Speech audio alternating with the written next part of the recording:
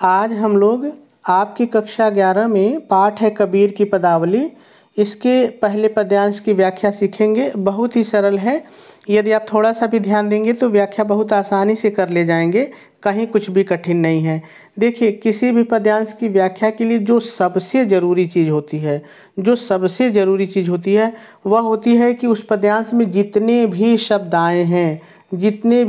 आए हैं उन सभी शब्दों का सरल अर्थ आपको मालूम होना चाहिए। उन सभी शब्दों के पर्यायवाची आपको सरल पर्यायवाची मालूम होने चाहिए। ठीक है। उसके बाद आपको व्याख्या में कहीं कोई दिक्कत नहीं होगी। तो चलिए, सबसे पहले हम लोग इस पदावली में जितने भी शब्द आए हैं सबका सरल अर्थ जान लेते हैं, फिर व्याख्या करते हैं। बहुत सरल है। दिनन, ये भी सरल है। दिन। थाय मतलब पर या के बाद। मैं, यहाँ पे मैं कबीर ने अपनी जीवात्मा के लिए प्रयोग किया है, तो मैं कबीर या कबीर की जीवात्मा आप समझ लीजिए। प्रियतम मतलब प्रियतम, लेकिन यहाँ पे प्रियतम का मतलब है परमात्मा रूपी प्रियतम। पाए मतलब पा लिया है या प्राप्त कर लिया है। भाग मतलब भाग्य या नसीब। बड़े मतलब बहुत। घर मतलब घर। बैठे मतलब बैठे, ऐसे ही रहेगा, सरल है। आए मतलब, यहाँ पे आए मतलब तो आए ही होगा, या अपने वाक्य के अनुसार हम लोग इसको बदल के लिख सकते हैं प्राप्त हो गए। मंगलचार मतलब मंगल गीत। माँ ही मतलब अंदर। मन मतलब मन के अंदर, या आप इसको कह सकते हैं मन ही मन। माँ ही मन में। राखो मतलब गाने लगी। राखो माने वैसे तो रखना होता है, लेकिन यहाँ पे राखो मतलब गाने लगी। राम नाम। ठीक है। रसायन माने बहुत होता है, आप अपनी सुविधा से कोई एक शब्द ले सकते हैं। रसायन माने औषध भी होता है, अमृत रस भी होता है, तो आप कुछ भी एक ले लीजिए। ठीक है। रसना माने होता है जीव। चाखव या चासव, इसको दोनों पढ़ सकते हैं। चाखव मतलब चखना या स्वाद लेना, लेकिन हम इन दोनों को व्याख्या करते समय आपको बता दें, इन दोनों को हम कहेंगे आनंद लेना। ठीक है, आनंद लेना। मंदिर, हृदय रूपी मंदिर या मन रूपी मंदिर। माह मतलब के अंदर, यहाँ भी आ चुका है के अंदर। भया मतलब हो गया। उजियारा मतलब उजाला या प्रकाश कह सकते हैं। ठीक है। ले मतलब लेकर। ठीक है। सूती मतलब वैसे तो सोना होता है, लेकिन यहाँ पे हम आनंद लेना करेंगे, क्योंकि ये सब मुझे अटपटा लग रहा है, तो आनंद लेना। अपना मतलब अपने। पीयू मतलब प्रियतम। पियारा मतलब प्यारे। मैं, कबीरदास जी ने अपनी जीवात्मा के लिए कहा है या स्वयं के लिए कहा है। रनिराशि मतलब खजाना होता है, निधि, खजाना, लेकिन यहाँ पे रनिराशि है, उसका मतलब है जो परमात्मा रूपी खजाना को प्राप्त किया है। परमात्मा रूपी खजाना, जो मतलब जो इस खजाने के लिए ही आया है। निधि माने भी खजाना होता है।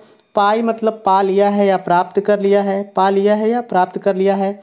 हम ही मतलब कबीरदास जी अपने लिए कह रहे हैं कि मेरा। कहाँ, आप व्याख्या के समय देखेंगे, इसका अर्थ पता चल जाएगा। यह मतलब यह। तुम ही मतलब तुम्हारी, ये प्रभु के लिए कह रहे हैं, परमात्मा के लिए कह रहे हैं कि आपका, तुम्हारा। बड़ाई मतलब बड़कपन है। कह रहे हैं कबीरदास जी। मैं, ऐसे रहेगा। कछु मतलब कुछ भी। न माने नहीं। किन्हा मतलब किया। सखी संबोधित कर रहे हैं, जो अन्य लोग हैं, अन्य जीवात्माएं हैं, उनको सखी संबोधित कर रहे हैं। सुहाग माने होता है सौभाग्य। राम ने, मेरे परमात्मा राम ने, प्रभु राम ने। मोह मतलब मुझे। दीन्हा मतलब दिया है या प्रदान किया है। तो सभी कठिन शब्द हो गए। अब हम लोग को व्याख्या करनी है, लेकिन व्याख्या से पहले थोड़ा सा हम लोग संदर्भ और प्रसंग देख लेते हैं, फिर व्याख्या करते हैं। तो सबसे पहले हम संदर्भ की बात करेंगे। आप संदर्भ हेडिंग डालेंगे, डैश डालेंगे और डैश डाल करके लिखेंगे प्रस्तुत पद्यांश हमारी पाठ्य पुस्तक हिंदी में संकलित पदावली शीर्षक से। अब यहाँ पे देखिए, शीर्षक से के बाद आप कई शब्द हैं, कुछ भी एक ले लीजिए। उद्धृत है या चयनित है या अवतरित है, कोई एक शब्द ले लीजिए। ठीक है, जो आपको अच्छा लगे। अवतरित है, पूर्ण विराम लगाएंगे, आगे लिखेंगे इसके रचयिता संत कबीरदास जी हैं, और आपका संदर्भ पूरा हो जाएगा। चलिए अब प्रसंग की बात करते हैं। आप प्रसंग हेडिंग डालेंगे, डैश डालेंगे और डैश डाल करके लिखेंगे, प्रस्तुत पद्यांश में कवि ने जीवात्मा रूपी प्रियतमा का परमात्मा रूपी प्रियतम से मिलने पर प्राप्त होने वाले आनंद का बहुत ही सुंदर वर्णन किया है। और आपका प्रसंग भी पूरा हो जाएगा। चलिए अब व्याख्या करते हैं, लेकिन व्याख्या से पहले मैं बार बार आपको रिमाइंड कराता हूँ, बार बार बताता हूँ कि देखिए, व्याख्या करते समय भाव के अनुसार वाक्य को पूरा करने के लिए बहुत सारी बातें हमको अपनी तरफ से जोड़नी पड़ती हैं। तो यदि आप ध्यान से देखेंगे, सुनेंगे तो आपको खुद ही समझ में आ जाएगा कि यहाँ पे ये चीज़ जोड़ना चाहिए, ठीक है। और बाकी व्याख्या में कहीं कोई दिक्कत नहीं होती है। तो आप थोड़ा सा ये ध्यान दीजिएगा कि जब मैं कलम ना चलाऊं लेकिन बोलता रहूं तो जान लीजिए कि वहाँ पे वो चीज़ें अपनी तरफ से मैं जोड़ रहा हूँ, यद्यपि मैं बीच बीच में आपको बताता रहूँगा, ठीक है। तो चलिए व्याख्या शुरू करते हैं। आप व्याख्या हेडिंग डालेंगे, डैश डालेंगे और शुरू में पहले थोड़ा सा आपको अपनी तरफ से जोड़ के लिखना है। आप अपनी तरफ से क्या जोड़ के लिखेंगे, ध्यान से सुनिए। प्रस्तुत पद्यांश में कबीर दास जी जीवात्मा रूपी प्रियतमा के शब्दों में कहते हैं। अब आ जाइए दोहे पर। कहते हैं, बहुत दिनों की साधना के बाद मैंने परमात्मा रूपी प्रियतम को प्राप्त कर लिया है और मैं, इतना अपने जोड़िए, और मैं बहुत भाग्यशाली हूँ कि मेरे प्रियतम परमात्मा, अपने जोड़िए, कि मेरे प्रियतम परमात्मा घर बैठे ही प्राप्त हो गए। फिर अपने जोड़िए, इसके लिए मुझे कहीं भी भटकना नहीं पड़ा। पूर्ण विराम लगा देंगे। आगे लिखेंगे, अपने से पहले जोड़ के लिखेंगे, प्रियतम परमात्मा के मिलने की खुशी के कारण, इतना आपने जोड़िए, प्रियतम परमात्मा के मिलने की खुशी के कारण मैं मन ही मन मंगल गीत गा रही हूँ और, अपने जोड़िए, और राम नाम रूपी अमृत रस का आनंद ले रही हूँ। चाहे आप आनंद ले रही हूँ कह लीजिए, चाहे आस्वादन कर रही हूँ, दो में से कोई एक लिख सकते हैं। तो मैं आनंद ले रही हूँ लिख रहा हूँ, ठीक है, आनंद ले रही हूँ। पूर्ण विराम लगाएंगे और आगे लिखेंगे, फिर थोड़ा सा अपने जोड़ेंगे, लिखेंगे, परमात्मा के मिलने के कारण, इतना अपने जोड़ेंगे, परमात्मा के मिलने के कारण मेरे हृदय रूपी मंदिर के अंदर प्रकाश हो गया है और मैं, अपने जोड़िए, और मैं अपने प्रियतम प्यारे के मिलने का, अपने जोड़िए, मिलने का आनंद ले रही हूँ।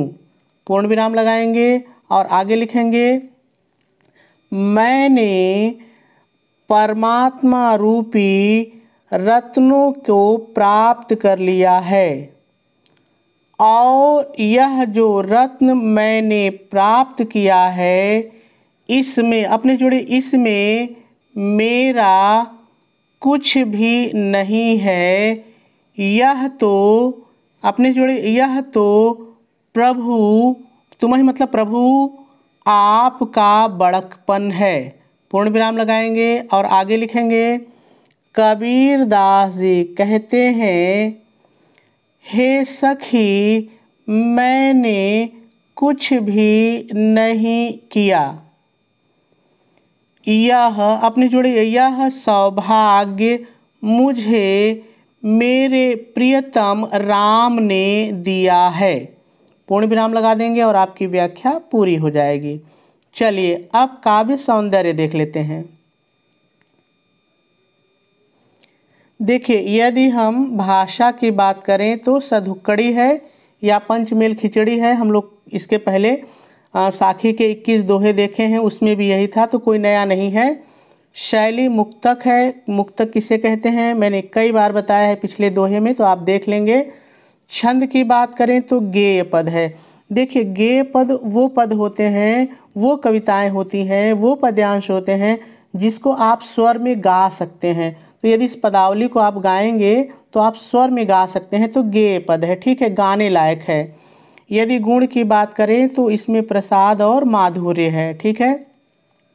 यदि इस पदावली के पद्यांश में बात करें रस की, तो संयोग श्रृंगार और शांत रस है।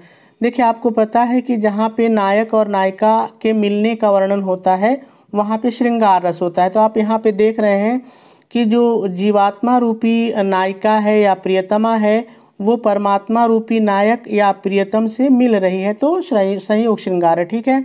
यदि अलंकार की बात करें तो रूपक है। देखिए व्याख्या में आपने देखा कि मैंने एक जगह कहा कि राम नाम रूपी अमृत रस, ठीक है, रसायन, अमृत रस, औषधि, तो वहाँ पे रूपक अलंकार है।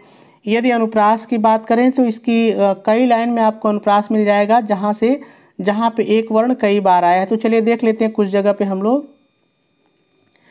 देखिए यहाँ पर आप ध्यान दीजिए, मंगल चार माहिमन, तो म की पुनरावृत्ति है, ठीक है। राम रसायन रसना र की पुनरावृत्ति यहाँ पे है ना। तो और भी लाइन में आप खोजेंगे तो कहीं और भी आपको मिल सकता है, मैं तो सिर्फ आपको बताना चाहता हूँ, ठीक है। तो यहाँ पर हम लोगों को अनुप्रास अलंकार दिख रहा है। चलिए अब देखते हैं कि परीक्षा में इस पदावली के दोहे से, पदावली के पद से किस तरह के प्रश्न बन सकते हैं। तो चलिए पहले प्रश्न हम लोग पढ़ लेते हैं परीक्षा में किस तरह से पूछा जाता है। तो प्रश्न है, निम्नलिखित पद्यांश को पढ़कर दिए गए प्रश्नों के उत्तर लिखिए। तो चलिए प्रश्न भी पढ़ते हैं और उत्तर भी देते हैं हम लोग। उपर्युक्त, या यहाँ पे निम्नलिखित भी हो सकता है, निम्नलिखित पद्यांश के कवि तथा कविता का नाम लिखिए।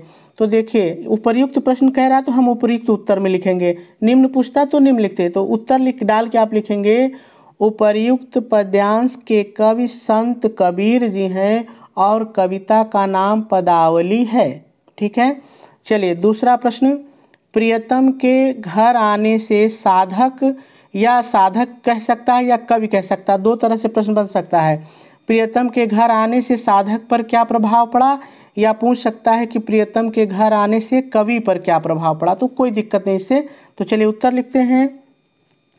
प्रियतम के घर आने से, देखिए अब यहाँ पर यही आपने पूरी व्याख्या की है कि प्रियतम के घर आने से साधक प्रसन्न होकर के मन ही मन मंगल गीत गा रहा है, राम नाम के अमृत रस का आनंद ले रहा है, और परमात्मा के घर आने से उसके हृदय रूपी मंदिर में प्रकाश हो गया है या उजाला हो गया है ना, ठीक है। चलिए अगला प्रश्न है, प्रस्तुत पद में कौन सा अलंकार है। तो मैंने बताया है रूपक है और अनुप्रास है, ठीक है। रेखांकित अंश की व्याख्या कीजिए। तो मैंने तो पूरे पदावली की है, मतलब व्याख्या की है, तो आप जहाँ पे अंडरलाइन है उसकी व्याख्या कर लीजिएगा। यदि आपने ध्यान से सुना है तो कोई दिक्कत नहीं है। अगला प्रश्न है, प्रस्तुत पद्यांश का प्रसंग लिखिए। तो प्रसंग मैंने बताया है, आप वहाँ से लिख लीजिए। प्रस्तुत पद्यांश का संदर्भ लिखिए। तो संदर्भ भी मैंने बता दिया है। रनि राशि शब्द का एक पर्यायवाची लिखिए। देखिए रनि राशि का मतलब होता है खजाना या निधि। आपके दोहे में दो बार यही शब्द आया, निधि खजाना रनि राशि, ठीक है, पहली बात। देखिए अब यहाँ पर मैंने थोड़ा सा समझ लीजिए, 7 प्रश्न लिए हैं, लेकिन आपकी परीक्षा में 7 नहीं पूछा जाएगा, 5 ही पूछा जाएगा। लेकिन इस पर 7 के अलावा भी बहुत सारे प्रश्न बन सकते हैं जो पूछे जा सकते हैं। अब परीक्षक कौन सा प्रश्न बना देगा ना तो आप जानते हैं ना तो मैं जानता हूँ। लेकिन आपने यदि संदर्भ, प्रसंग, व्याख्या, काव्य सौंदर्य को अच्छी तरह से सुना, देखा है, तो सारे प्रश्नों के उत्तर आप दे लेंगे, कहीं कोई दिक्कत नहीं होगी। तो मेरे ख्याल से आपको बात समझ में आ गई होगी।